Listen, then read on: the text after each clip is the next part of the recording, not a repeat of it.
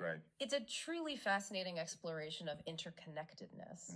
And speaking of the exhibit, the author envisions it as a labyrinthine experience, structured around the Fibonacci sequence. Wait, the Fibonacci sequence, like the mathematical pattern found throughout nature? The one and only. What's the connection there? Well, the Fibonacci sequence and its link to the golden ratio, it embodies growth expansion and this interconnectedness of all things. Right. So by using the structure, the author aims to create this multisensory journey for visitors, leading them through a process of unfolding awareness. I am already captivated by this concept. Yeah. So what does this Fibonacci structured exhibit actually look like? Well, to find that out, you're going to have to join us for part 2 of our deep dive. All right, so we're going to delve into the specific poems and images that the author is proposing, including that galaxy in a dot. Oh, yes. The transforming gem. The swirling veils. Which is going to be exciting. It's a journey you won't want to miss. I can't wait. All right, we'll be back for part 2.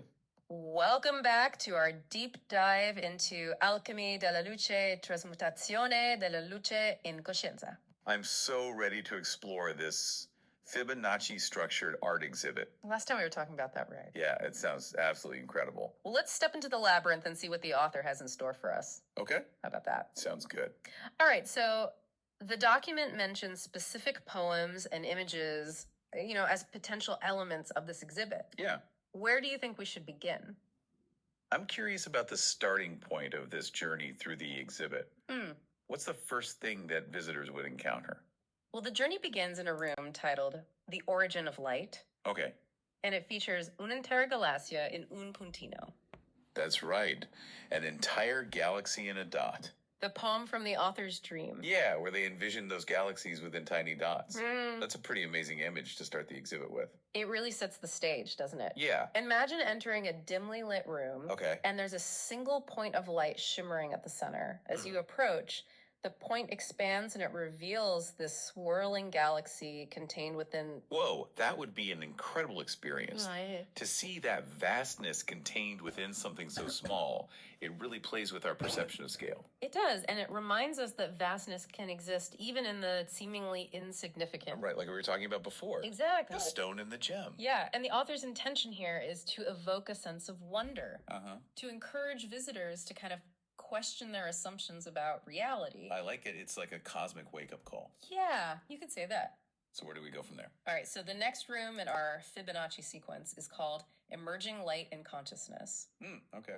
And it shifts the focus to transformation. Oh, interesting. Remember those insightful comparisons that the author made about the stone becoming a gem? Yes, and the desert dust transforming into manna. Right. It's about how our perception and awareness can elevate the ordinary to something extraordinary. Yeah, I love that. Me too. And the author proposes 2 poems for this room. Okay. The first one is senso trasmuta, which means senses transmute. And it really focuses on this idea of perception as a transformative act. I'm listening.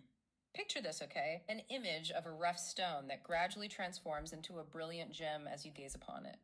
Ooh, that's cool. It's like our attention, our very active observation can alter reality and reveal the hidden beauty within things. That's a beautiful way to put it. Thanks. The second poem is called Un fiocco di neve, which means a snowflake. Okay.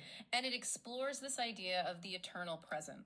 Okay. So imagine a room filled with swirling snowflakes, each one containing a miniature galaxy, a swirling vortex of light and energy. So each snowflake is like a microcosm of the universe itself. Exactly. It makes you think about how much potential exists within each fleeting moment. Yeah, that's a really cool visual. I like that. And that's the beauty of this exhibit, as we've been saying. Yeah. It's not just about passively observing these images. Right. It's about experiencing these concepts on a visceral level. Yeah. The images and the poems, they work together to evoke feeling and understanding. All right, I am fully on board with this exhibit. Good, I'm glad to hear it. Where to next? So the third room is called Shadows and Reflections of Inner Light.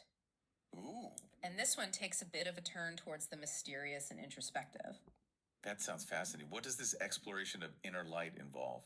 Well, the first element in this room is called swirling veils, which, as you might recall, represent the illusions or barriers that can obscure truth. Right. So imagine a room filled with these diaphanous veils, some opaque, some translucent, And they're constantly shifting and swirling, revealing glimpses of light and shadow. It's like a metaphor for the journey of self-discovery, isn't it? It is. Like we're constantly confronting illusions, peeling back layers of ourselves to unveil deeper truths. That's a great interpretation. And as we navigate these swirling veils, we encounter the next poem, which is al della del bene e del male. Beyond good and evil. Yeah, and the author pairs this with a really remarkable image. A black lily with a blue heart. Okay, now that's a striking image. It is. What do you think the author is trying to convey with that juxtaposition? Well, the black lily, I think, particularly in this context, it embodies mystery and transformation. Mm-hmm. And then the blue heart, which is often associated with spirituality and intuition, it kind of adds another layer. Okay. Suggesting that true beauty transcends these limitations of duality. So it's not about choosing between good and evil. Right. It's about recognizing the inherent beauty that encompasses both. Exactly. It's a more holistic perspective, embracing the complexity of existence. I'm seeing a recurring theme here in this exhibit. Mm. It's all about expanding our awareness, looking beyond the surface, challenging our preconceived notions. They're picking up on the author's intention there. Yeah. Well done. And that brings us to the final element of this room. Okay. The poem Nel silenzio di Dio ascolta la musica del cosmo. In the silence of God, listen to the music of the cosmos. Yes, picture a space of profound silence, where you can almost hear the hum of the universe, the symphony of creation unfolding around you. That sounds like a deeply immersive, almost meditative experience. It really is, and what a way to end this exploration of inner light, right? It really is, and it perfectly sets the stage for what I imagine is a pretty spectacular grand finale. Well, you're right about the final room, the transfiguration of consciousness. Yes. It takes us on this cosmic journey through 5 poems and images. This is where we get to the swirling vortices, breaking crystalline spheres, and the dancing biophotons. All of that and more. I can't wait. Well, you'll have to hold on to that excitement because that experience awaits us in part 3 of our deep dive. All right, so we're going to enter the heart of the exhibit. We are. Witness the culmination of the author's vision. It's going to be pretty amazing. I am so ready. All right, well, let's take a quick break and then we'll dive into the final part of our exploration. We're back and ready to experience the grand finale of this art exhibit, the Transfiguration of Consciousness room. You ready to have your mind blown? I think so. Bring it on. Okay, well, remember the exhibit follows the structure of the Fibonacci sequence, right? Right. So this final room, it features 5 poems and images that build upon each other to create this really powerful experience of expanding awareness. Okay, walk me through it. What's the first step on this last leg of the journey?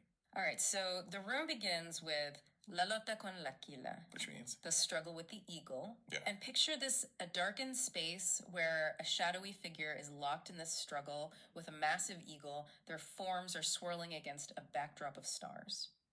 Okay, that's a very intense image. Yeah. There's definitely a sense of conflict and striving there. There is. What do you think the author is trying to convey with this struggle? It makes me think about the challenges we face on the path to higher consciousness or greater understanding. Like, it's that part of ourselves that resists change, clings to familiar patterns, fears the unknown. Exactly. The eagle, often seen as a symbol of power and transcendence. You know, it represents those challenges that we have to confront on the path to growth.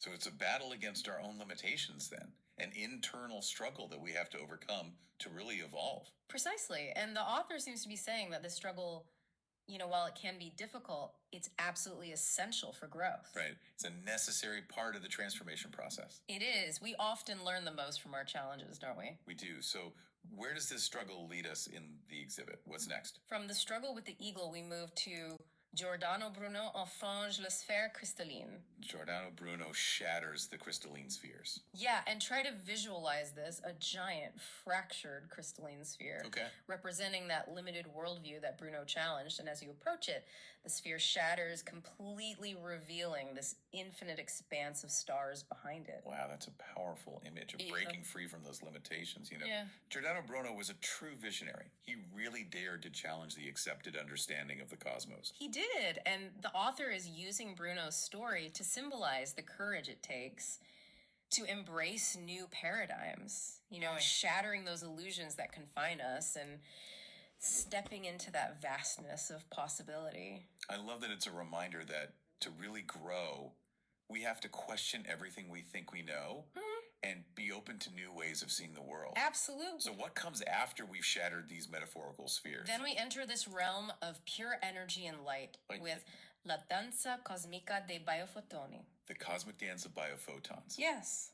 Okay, now we're talking, imagine a space filled with these swirling points of light biophotons emanating from everything around you, pulsing in sync with your heartbeat. That's the idea. Now, are we talking about actually seeing biophotons, those tiny particles of light emitted by living organisms? Are you supposed to be able to see those with the naked eye? Well, in reality, no biophotons aren't visible to the naked eye. Right. But the author is using a little artistic license here to create a visual representation of this interconnected, Right. It's about highlighting these subtle energy fields that connect all living things, the invisible symphony of life that's constantly playing out around us. So expanding our perception beyond what we can see with our ordinary senses to recognize those deeper connections that exist. Exactly. The author wants us to consider these unseen forces that shape our reality. It's amazing. I love how this exhibit keeps building upon these ideas layer by layer. It's truly an immersive journey. It is. What happens after this biophoton dance? Well, the energy of that dance, it builds towards la fioritura dell'universo. The flowering of the universe. Yes, and picture a giant cosmic flower blossoming before your eyes. Okay. Its petals unfolding to reveal galaxies and nebulae, just this symphony of color and light representing the ongoing creation of the universe. So it's like witnessing creation in action, Right. Not just as a single event, but as this continuous process of blossoming and expansion. Exactly. The author is challenging that static view of the universe and emphasizing its dynamic, ever-evolving nature. I love that. And of course, we're all part of this ongoing creation. Yeah, we are. This is incredible. We've experienced so much in this exhibit already. What could possibly top a flowering universe? What's the final experience? The final poem, Cosmic Consciousness Expansion, takes us to the heart of the spiral. Okay. Imagine stepping into a giant, luminous nautilus shell. Okay. A symbol of perfect proportions and infinite expansion. And as you breathe, the shell expands and contracts, pulsing with every breath. It sounds like an experience of merging with the cosmos, becoming one with that flow of creation. That's it. That's the message the author wants to leave us with. This idea that we're not separate from the universe, but an integral part of it. Yeah. And by expanding our consciousness and embracing that interconnectedness of all things, we can tap into this infinite creative potential within us. Wow. This entire deep dive has been an incredible journey. It's like we traveled through layers of understanding from the smallest particles to the vast expanse of the universe. It has been a journey. And now we've returned with a renewed sense of wonder and possibility. It's been a privilege to explore these ideas with you. This document, it's amazing. It blends art, science, and spirituality in a way that's truly inspiring. It does. If we could leave our listener with one key takeaway, what would it be? I think it would be this. How can you, with your unique talents and passions, contribute to the expansion of consciousness? Whether it's through art or science or simply by living a more mindful and connected life. Right. Every positive action, every connection we make, every step we take towards greater awareness ripples outwards and contributes to the evolution of consciousness. That's a beautiful message. It's a call to action for each of us to become conscious co-creators of a more beautiful and harmonious world. That's the idea. Thank you for joining us on this incredible journey. Until next time, keep looking up, keep questioning, keep creating, and keep diving deep.